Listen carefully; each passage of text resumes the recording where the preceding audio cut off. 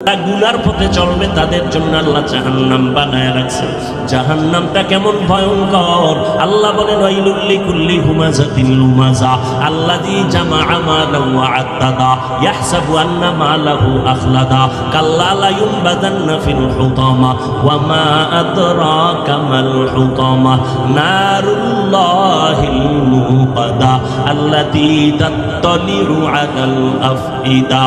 ও যুবক আল্লাহর বান্দারা, ও পর্দার আড়ালের আম্মা জানেরা, আল্লাহ তাআলা আপনাদের জন্য এত সুসংবাদ দিয়েছেন। ও পর্দার আড়ালের মা, আপনারা নবীদের মায়ের মতো মা, সাহাবায়ে কেরামদের মায়ের মতো মা। এই যে আজকে মাহফিলের স্টেজে 5টা সন্তানের মাথায় পাগড়ি দেওয়া হলো, এরা কোরআনের হাফেজ হয়ে গেছে, আলহামদুলিল্লাহ বলেন। এদের মা কত ধন্য, এদের বাবারা কত ধন্য। ও মা বোনেরা, মনটা কি চায় না? কত মানুষ বিয়া কইরা কাঁদে, সন্তান নাই, আর আল্লাহ আপনাদের সন্তান দান করলেন। একটু কি পারেন না সন্তানটারে কোরআনওয়ালা ডাক্তার বানাবেন?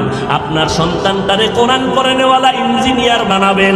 আপনার সন্তানটাকে কোরআন পড়ানেওয়ালা একজন প্রফেসর বানাবেন? ও পর্দার আড়ালের আম্মা জান, আপনার দায়িত্ব বেশি। এই দুনিয়াতে যত ভালো ভালো সন্তান মায়ের কারণেই ভালো হয়েছে। এসপি সাহেবের ব্যবহার ভালো, ওসি সাহেবের ব্যবহার ভালো, চেয়ারম্যানের ব্যবহার ভালো, এর পিছনে কারণ হলো মায়ের আদর্শ ভালো।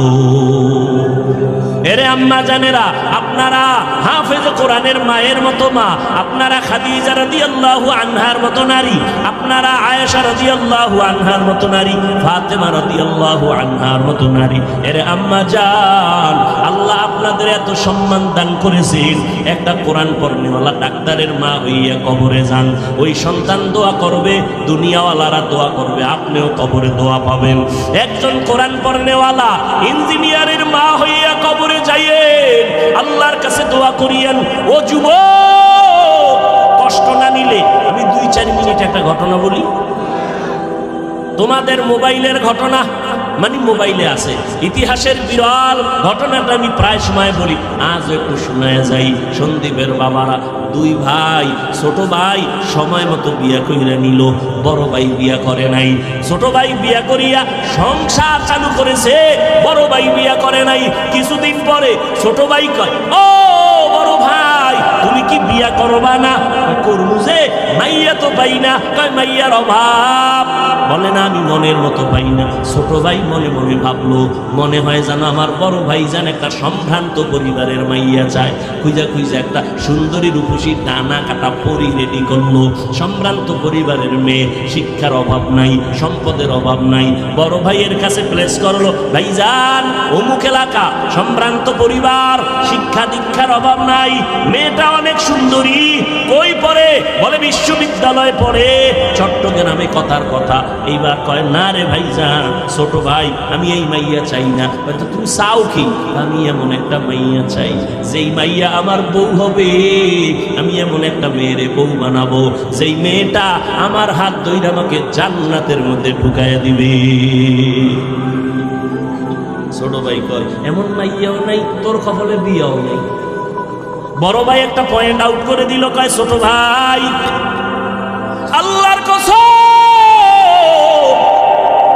ভালো করে শুনে রাখ, আমার অন্তরের নিয়তে যদি কোনো ভেজাল না হয়, আমি যদি আমার মাওলার কাছে আমার এই তামান্নাটা বিশুদ্ধভাবে করিয়া থাকি, একদিন আগে হোক পরে হোক, ইনশাআল্লাহ আমার মনের আশাটা মাওলাই পূরণ করবে, ইনশাআল্লাহ। ছোট ভাই পেয়ে চলে গেল। কিছুদিন পর হঠাৎ বড় ভাই খবর আসছে, পাশের গ্রামের মধ্যে একজন বুজুর্গ আল্লাহওয়ালা মাঝে মাঝে আসে। 2-3 দিন থাইকা এলাকাবাসীর নিয়ে দোয়া কইরা বাড়ি চলে যায়। ওই খবর পাইয়া বড় ভাই একদিন ফজরের নামাজ পড়লো সেই এলাকায় আল্লাহর ওলির কাছে গিয়া মসজিদে। এবার দোয়ার জন্য বসলো। হুজুর, আমি একটু দোয়া চাই। বলে, বাবা বিয়া করছো? কয়, করি নাই। কেন করো নাই? বলে, হুজুর, আমার মনের মতো কোনো মেয়ে পাই না। বলে, কেমন মেয়ে চাও? এমন এমন লাইনের গুণের মেয়ে চাই। হুজুর বলে, দোয়া করতে থাকি। এমন সময় মসজিদের জানালার বাহির থেকে এক যুবতী মেয়ে সালাম সালাম দিয়া কয়, হুজুর আমি এলাকার সন্তান, এই সাত সকালে কেন আসছো মা? বলে, আমার বাবা আমার ঘরের বিছানায় অসুস্থ। এই যুবকেরা, আমি শেষের নাম বলবো, গুগলে সার্চ দিয়া রাত্রে তার ইতিহাসটা পড়িস, গুগলে সার্চ দিস, নামটা শেষে বলবো। এমন কোন এখানে আলেম ওলামা শিক্ষিতরা নাই তার নাম জানে না, শেষেই বলতেছি রে বাবা, ভালো করে শোন, হেদায়েতের মালিক আমার আল্লাহ। কপাল যদি খারাপ হয়, নবী বয়ান করে তারপরও কালেমা পড়ে না আবু জাহাল, আর কপাল যদি খুইলা যায় ওমর নবীর কল্লা নিতে এসেও কালেমা পড়ে।